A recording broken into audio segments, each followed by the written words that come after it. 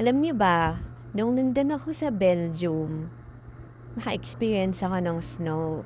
Actually, on the way na kami niyan, papunta ng Luxembourg. Medyo ano na yan, sa latter part ng November. Tapos nag-stop over lang kami niyan, and then yun nga, magsa-start na mag-snow. Wala, tingnan mo, enjoy ang lahat. Laro-laro sa snow.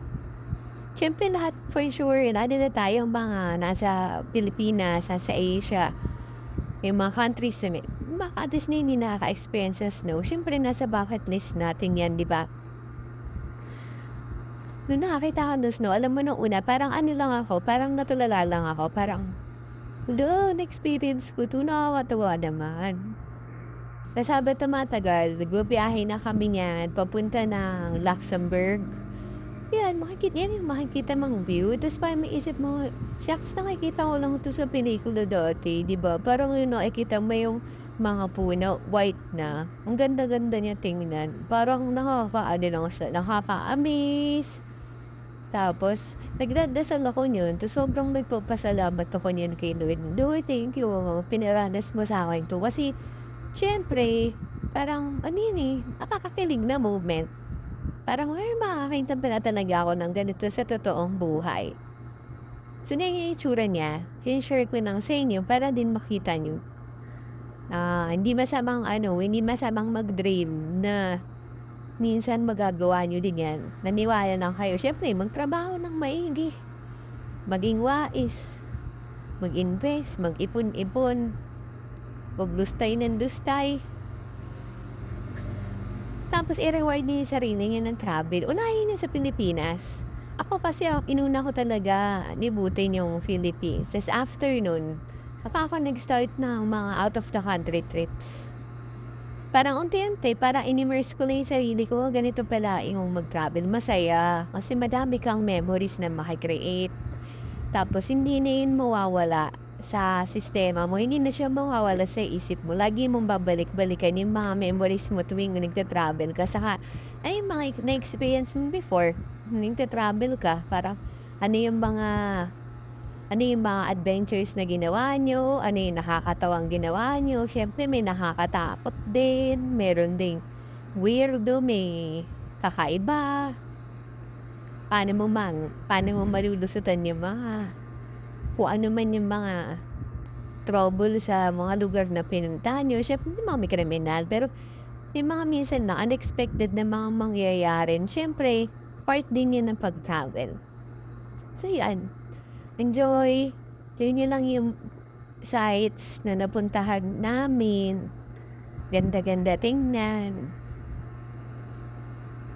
Diyan ka Diyan talaga mapapa-wish na sana lagi kang magkaroon ng chance na makapag-travel. Yan din yung minsan magiging motivation mo to work hard. Yun din yung magiging inspiration mo. Ano pa bang pwede kong gawing sideline? Yung legal na manner, hindi yung mga ginagawa ng mga politiko diyan sa Pilipinas, 'di ba? Kumbaga, ano pa bang pwedeng pagkakitaan? Kundi panahon ng marami kasi gusto ko 'tong ma-experience. Ganun yung ginagawa ng travel sa tao eh. Parang kahit gagastos ka, yung gastos mo worth it. Kasi parang yung experience na ma-feel mo o yung na-experience mo during your trips, priceless eh. Marami nga moments, minsan miyak pa ako eh. May mga iba akong videos na ipopost. I-share ko sa iyo ano yung experience ko doon. May mga iba, tahimik na ako pero tumutuloy luha ko habang nakita pa yung ganong view, nakita pa yung ganong lugar. May mga ganong moment, nangyayari pala talaga yun. Tingnan mo, ang ganda-ganda. Nakakakilig yung itsura. Dati sa movie mo lang makikita yun eh, di ba? Tapos minsan makikita mo sa mga YouTube videos. Po kaya to? Ganyan talaga kaya yung itsura nun. Ayun, nakita ko talaga siya. Ganyan pala talaga. Ang ganda nung itsura. Super Christmas yung feels niya.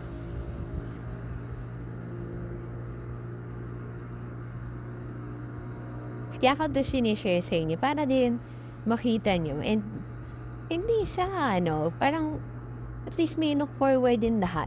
May inspire din na someday, hindi man ngayon, someday, kahit naman ako kailan ba ako nag-start mag-ano, basta nag-start lang ako 20s na nung nagkatrabaho na ako pero sa Pilipinas lang muna.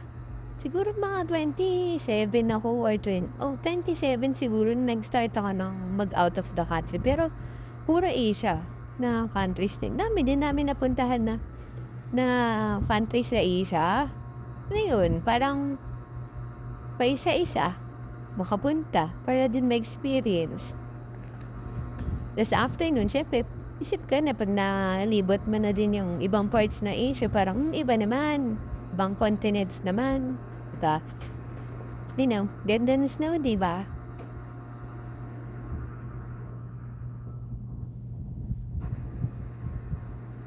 Kaya yung iba na videos, talagang in-slow mo ko Kasi para, pag kasi, moving kasi kami niyan napahilo pagka ano. Saka parang, nasarap niyan, ang sarap lang niya, slow mo moment.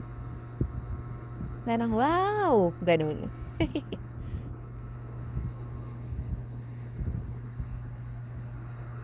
So, yan sa Belgium yan. Hindi ko lang maalala kung saan specifically sa Belgium. Pero ano na yan, papunta na kami niyan sa Luxembourg.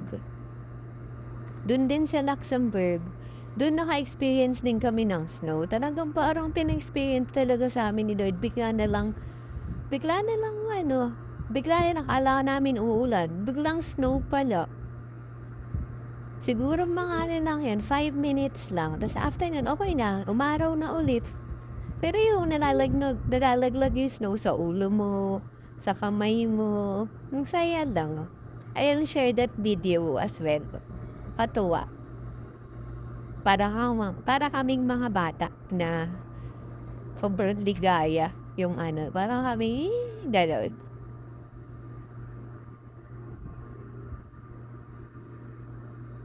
So, yan siya. Sorry, medyo mahaba kasi nakaslow mo yung iba Para din makita nyo yung itsura. Hindi pa ganun kalakas snow kasi yung sahing, yung dinadaanan ng sasakyan, hindi pa siya kagaya niya sa mga nasa gilid ng mga sa halaman na side.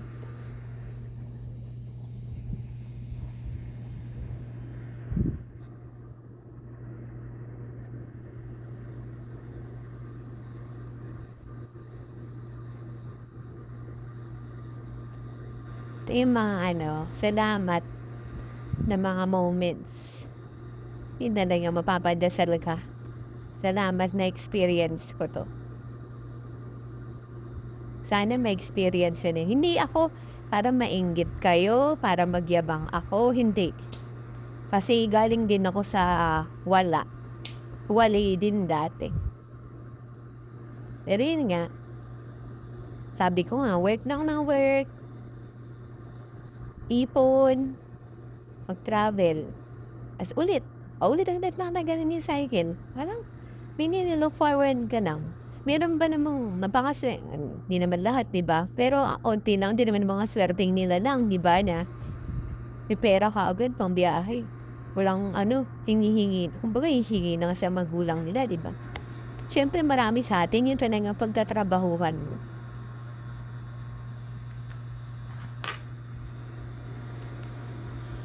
Ang haba na. Huwag kayong mainip pa. Enjoy niyo yung gift. Good. Wala lang. Parang appreciation lang.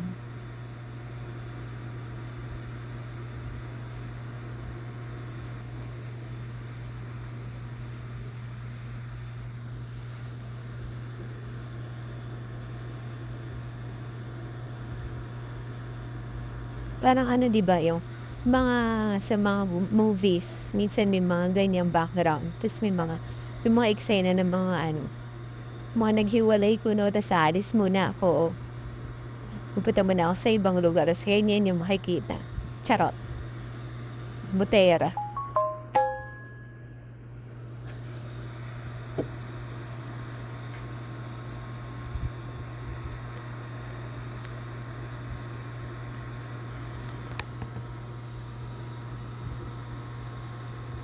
Para lang siyang bulak.